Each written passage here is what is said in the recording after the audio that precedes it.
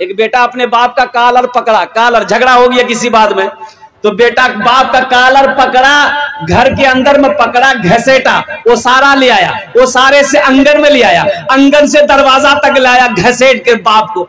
तो दरवाजा तक आया ना, तो बाप बोला बेटा रुक रुक, यहीं तक, यहीं तक। बाप कह रहा यहीं तक, बेटा रुक जाओ, कॉलर छोड़ दो, यहीं तक हम भी अपने बाप को घसेट कर लाए थे, यहीं तक तुम लाए हो, बदला इसका आधा हो गया। इसलिए ये अदला का बदला है। रमजान का महीना आने वाला है, इंशाअल्लाह रमजान के महीने से पहले कुछ माल का सदका करो अपने माँ बाप के नाम पर। इंशाअल्लाह अल्लाह 300 रोजे रखवाएगा, अल्लाह 300 रोजे इंशाअल्लाह पक्का रखवाएगा। अल्लाह के रसूल सल्लल्लाहु अलैहि वसल्लम मस्जिद नबी में तशरीफ फरमा है, बनी इसराइल के जमाने का एक वाकया सुना रहे हैं, ये किस्सा सुना रहे हैं कि लोगों सुनो सुनो, ए लोगों सुनो, बनी इसराइल में एक शख्स था, 99 आदमी को मार चुका था, 99 आदमी का कातिल था, 99 आदमी को टपका चुका था, और कुर्बान जाओ आखिर था इंसान था। यह सोचा कि एक दिन मौत आएगी, अल्लाह अपने कटघरे में खड़ा करेगा, मेरा अल्लाह पूछेगा मेरा बंदा दुनिया में 99 आदमी को तूने मारा है, हिसाब दे। मैं क्या जवाब दूंगा, ये दुनिया है, शायद मैं तौबा कर लूं, अल्लाह मेरी तौबा कबूल कर ले। कितने आदमी को मारा भाई, बोलो भाई। ये राहिब के पास गया, राहिब के पास, इबादत करने वाले के पास गया, बैठा जाके सामने, तो वो इबादत करने वाला राहिब बोला, हाँ भाई कहाँ से आए? बोला मैं फलां जगह से आया। बोला क्या काम? बोला काम कुछ नहीं है, बस एक मसला पूछना है। बोला पूछिए। ये शख्स कहने लगा कि मैं अब तक 99 आदमी को टपका चुका हूं, अब मैं तौबा करना चाहता हूं, क्या मेरी तौबा कबूल होगी? तो राहिब बोला कि चल दूर हट जा, तुझे शर्म नहीं आती? 99 आदमी को मारकर आया है तौबा करने, तेरी तौबा हरगिज कबूल नहीं होगी। बोला अच्छा नहीं होते? बोला नहीं। निकाला तलवार, बोला जब तौबे कबूल नहीं होगी तो तुम भी जिंदा नहीं रहोगे। ये हम 99 का आंकड़ा कहे रखेंगे, हम 100 कहे मारेंगे। निकाला तलवार, मारा गर्दन में, उसका गर्दन उड़ा दिया। बोला जो 100 भाग ले। फिर कुछ महीने गुजरे, आखिर था तो इंसान था, एक आलिम के पास गया, आलिम के पास गया, आलिम से पूछा कि हजरत एक मसला है, आप बता देंगे? बोला कि बोलो क्या मसला है? बोला हजरत मेरा सवाल यही है कि मैं 100 आदमी को मार चुका हूं, अब मैं तौबा करना चाहता हूं, क्या मेरी तौबा अल्लाह कबूल करेगा? क्या मेरी तौबा कबूल हो जाएगी? उस आलिम ने कहा कि हाँ हाँ तौबा का दरवाजा खुला है, अल्लाह तेरी तौबा कबूल कर लेगा, लेकिन सुनो ये गंदी जगह है, यहाँ तो तेरी तौबा कबूल नहीं होगी। वो बस्ती देख रहा है? बोला हाँ। बोला जा, नेक लोगों की बस्ती है, परहेजगार लोगों की बस्ती है, मुत्तकी लोगों की बस्ती है, उस बस्ती में चला जा, उस बस्ती वालों के साथ में रह, अल्लाह तेरी तौबा कबूल कर ले। बड़ा खुश हुआ। अच्छा हम कहते हैं कि आलिम साहब ने कह दिया कि हाँ तेरी तौबा कबूल हो जाएगी, इसकी भी खैरियत थी, नहीं तो 101 यहां हो जाता,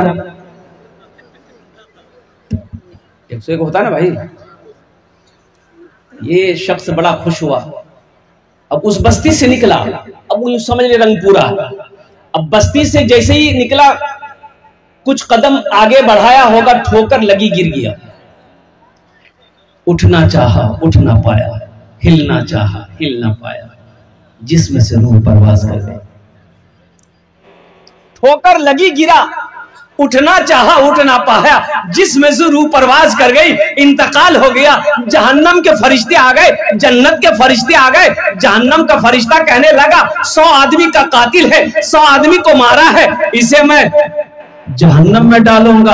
और जन्नत का फरिश्ता कहने लगा ना ना ना, ये जन्नती मेहमान है, ये मेरा मेहमान है, मैं इसे जन्नत में लेकर जाऊंगा, ये तौबा करने जा रहा था। तो जहन्नम के फरिश्ते ने कहा कि तौबा करने जा रहा था, तौबा किया नहीं था।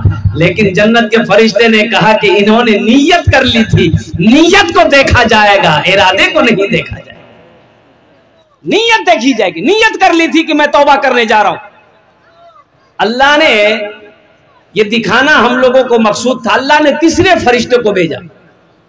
बुखारी शरीफ की हदीस है, अल्लाह ने तीसरे फरिश्ते को भेजा कि जाओ उन दोनों से कहो आपस में ना झगड़े, उलझे नहीं। जन्नत के फरिश्ते जहन्नम के फरिश्ते आपस में ना उलझे।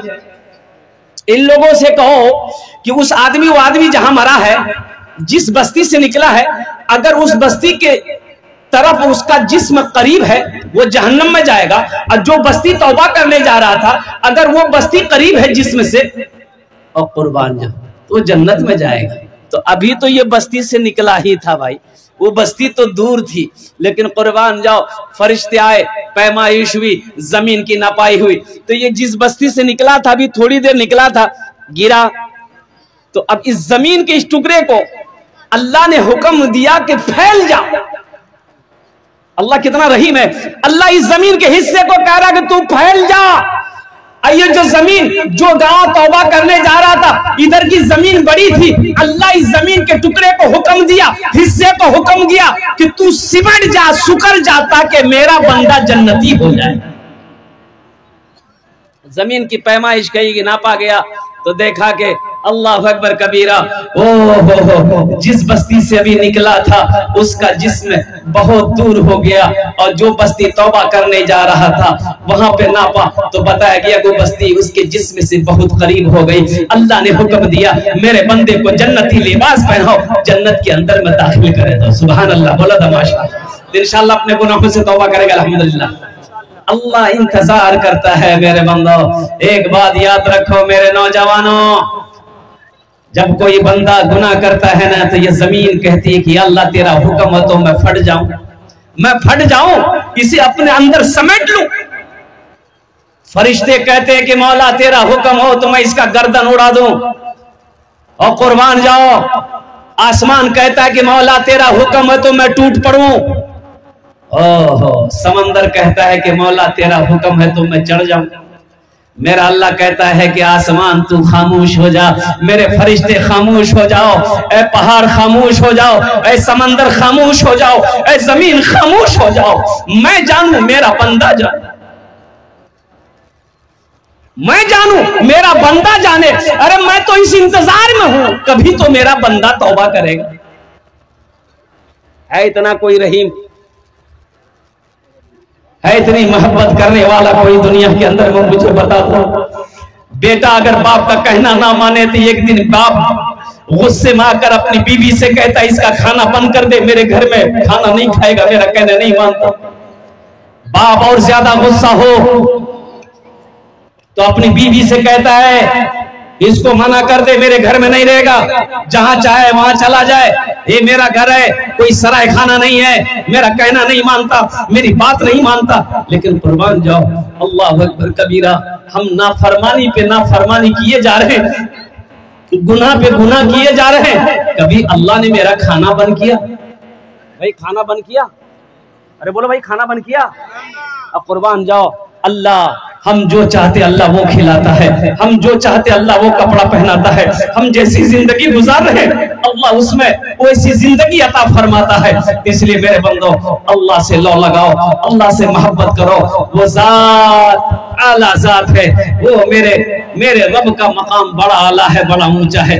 अल्लाह से दोस्ती करोगे वो दोस्ती दुनिया में भी काम आएगी, कब्र में भी काम आएगी, हशर के मैदान में भी काम आएगी, जन्नत में भी अल्लाह की मोहब्बत काम आएगी। इसलिए मेरे बच्चों ये रमजान का महीना, जरा रमजान जो है ना, कोई अच्छा ये मत कहिएगा कि रमजान चला गया, रमजान चला नहीं गया, कहिएगा कि रमजान का महीना चला गया। रमजान ये अल्लाह के नामों में से अल्लाह का एक नाम रमजान है, अल्लाह के नामों में से एक नाम, अरे बोलो भाई, रमजान है। इसलिए रमजान का माने है जल जाना, जला देना। तो गुनाहों को अल्लाह ताला बंदे का जला देता है, खत्म कर देता है। बंदा जब रोजा रखता है और कुर्बान जाओ, अल्लाह तबारक व तआला पिछले उसके सारे गुनाहों को माफ अता फरमा देता है। और साथ ही साथ रमजान के महीने में सखी बनिए, सखी बनिए। एक खर्च करोगे अल्लाह एक का बदला 70 देगा। एक खर्च करेंगे 70 देगा, एक रकात पढ़ोगे 70 का बदला मिलेगा। कुर्बान जाओ। तो नफली इबादतें भी रमजान में ज्यादा होनी चाहिए, कुरान की तिलावत रमजान में ज्यादा होनी चाहिए, सदका खैरात ज़कात रमजान के अंदर में ज्यादा होना चाहिए। अल्हम्दुलिल्लाह, हमेशा आपका हाथ खुला रहे, हमेशा आपका हाथ खुला रहे। एक बात ध्यान में रखिएगा, बखील जन्नत में नहीं जाएगा। बखील जन्नत में, बखील जाने ना, अरे बखील जाने जोगी। हाँ, 4 क्वालिटी है बखील का। बखील के 4 क्वालिटी है, गिनती करो। बखील कितना हुआ? अरे बोलो भाई कितना हुआ? कंजर, कंजूस, मक्खी चूस, ये 4 क्वालिटी हैं। कंजूस जन्नत में नहीं जाएगा, जितना नमाज पढ़ना हो पढ़ ले, अगर वो कंजूस है अल्लाह के रसूल ने इरशाद फरमाया जन्नत में नहीं जाएगा। जितना कुरान पढ़ना हो पढ़ ले, अगर वो कंजूस है जन्नत में नहीं जाएगा। जितना रोजा रखना हो रख ले, अगर वो कंजूस है जन्नत में, अरे बोलो भाई, जन्नत में नहीं जाएगा। ये हम नहीं कहते, अल्लाह के नबी, अल्लाह के नबी जनाब मोहम्मद रसूलुल्लाह सल्लल्लाहु तआला अलैहि वसल्लम ने इरशाद फरमाया, आज जो सखी है, सखी अल्लाह से करीब, जन्नत से करीब, जहन्नम से दूर। और जो कंजूस है अल्लाह से दूर, जन्नत से दूर, जहन्नम के करीब। हाँ, सखी बनो। मेरा अल्लाह सखी है, मेरा अल्लाह सखी है, सखावत को पसंद करता है। खर्च करो, मुसलमान हो बखील हो, मुसलमान हो कंजूस हो, ऐसा नहीं हो सकता है। मुसलमान सखी होता है, मुसलमान दानी होता है। एक बादशाह था, बड़ा सखी था, बड़ा सखी। इसके अपोजिट उसकी बीवी 1 नंबर की कंजूस थी। एक मछुआरा नदी में जाल डाला, मछली मिली, तो मछुआरा सोचा कि बाजार में बेचेंगे ना तो पैसा कम मिलेगा, बादशाह को दे देंगे तो इनाम मिलेगा। वो मछुआरा मछली लेकर बादशाह के दरबार में पहुंचा, बोला हुजूर ये मछली मैंने आपके लिए पकड़ी है। तो बादशाह खुश हो गया, वजीर को बोला कि इसको 200 दिरहम इनाम में दे।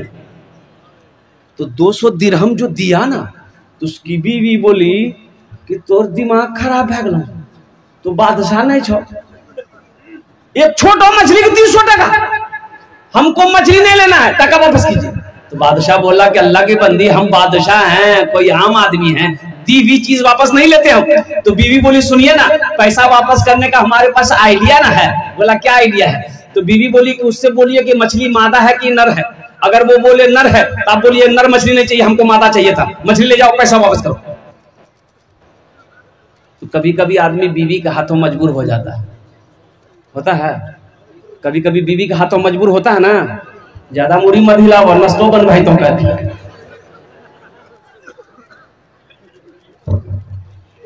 तो बादशाह मछुआरे को बुलाया कि बोला इधर आओ, ये मछली नर है कि मादा है? तो मछुआरा भी बड़ा चालाक था, बोला कि हुजूर ये मछली ना नर है ना मादा है, आपके लिए बीच वाली मछली लेके आए हैं। बादशाह खुश हो गया, बोला 200 दिरहम और इसको इनाम में दे दो। उसकी बीवी बोली ये 200 के छुड़ाने के चक्कर में 400 दे दिया। अब ये मछुआरा जाने लगा तो दरबार में वो सिक्का गिरा हुआ था, वो सिक्का को उठाया, टाका 1 टका एक सिक्का गिरा हुआ था, उठाया, उठ के चुम के पॉकेट रख के जाने लगा। तो बीवी बोली देखिए इतना दिए सबर नहीं हो, वो चोर भी है, दरबार से पैसा चोरी करके लेके जा रहा, बुलाइए पैसा छीनिए जेल में डालिए। बादशाह बोला बहुत अच्छा, इधर कहे पैसा उठाया। तो मछुआरा बोला कि हुजूर इस पैसे पे आपकी तस्वीर छपी है, आपका फोटो छपा है, रास्ते में गिरा रह जाता, कोई पैर देता तो बेअदबी ना होता, इसलिए उसको उठा करके हम चूम के पॉकेट में रख लिए। बादशाह खुश हो गया, बोला 200 दिरहम और इसको इनाम में। जो सखावत करके आया है वो सखावत करके रहे।